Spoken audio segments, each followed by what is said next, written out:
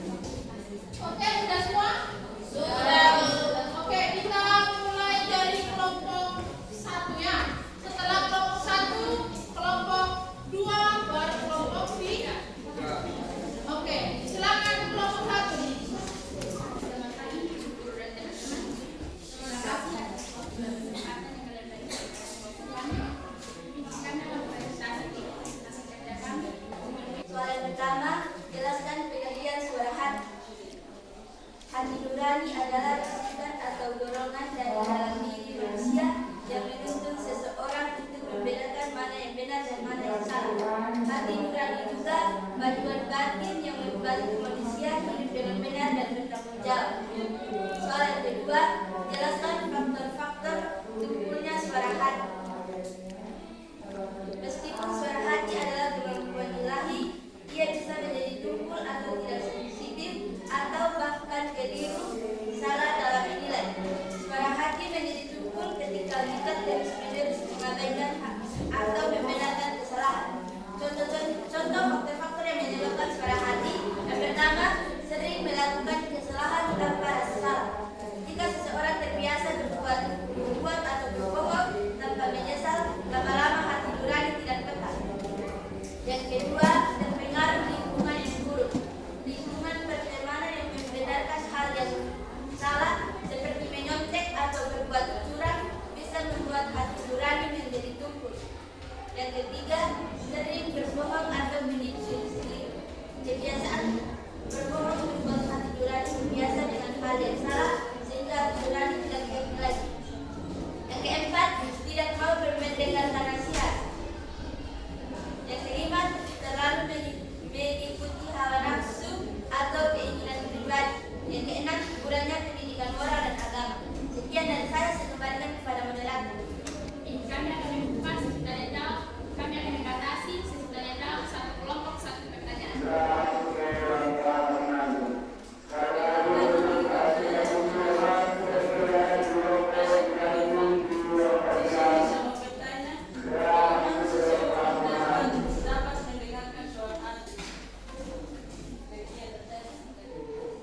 Pertanyaannya, bagaimana seseorang dapat mendengarkan suara hati? Baik, kami akan menjawab pertanyaan dari saudara Pak. Contoh tindakan dalam mendengarkan suara hati. Iya, bagaimana cara kita mau mendengarkan suara hati? Di sini kami mau contoh tindakan mendengar suara hati dalam kegiatan belajar. Saya mengambil dari diri saya sendiri. Dalam kegiatan belajar, saya bersungguh-sungguh belajar dan tidak menyontek saat ujian. Karena saya mengikuti suara hati saya.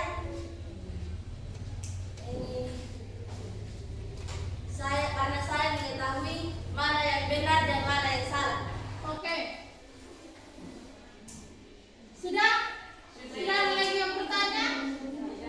Oke, kita tepuk salut untuk kelompok ini sama-sama. 1, 2, 3. Salut. Salut, salut. Salut, salut. Salut. Oke, tepuk tangan. Sekian dari presentasi kami. Jika ada kata yang salah, mohon maaf. Terima kasih. Oke. Kita lanjut dengan kelompok 2. Terima kasih atas kesempatan dan waktu yang diberikan kepada kami untuk mempresentasikan hasil diskusikan. Di sini kami akan lanjut ke materi yang berjudul pengertian suara hati dan faktor-faktor tumpulnya suara hati. Saya persilakan teman saya untuk menjawab pertanyaan saya.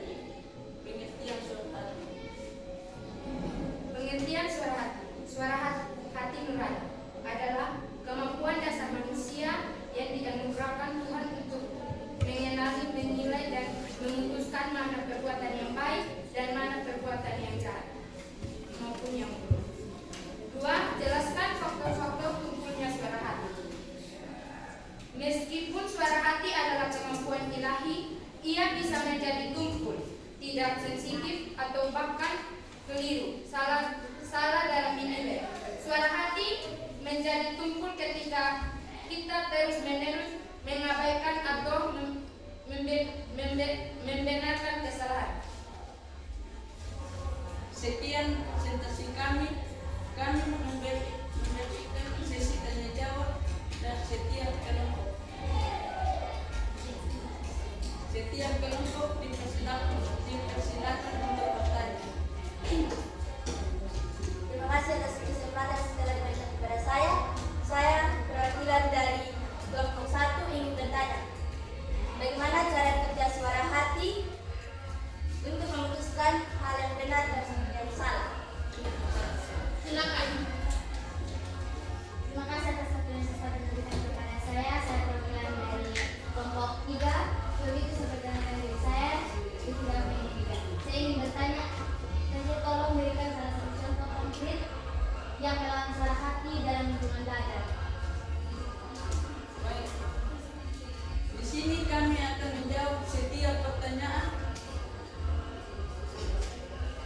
di setiap kelompok.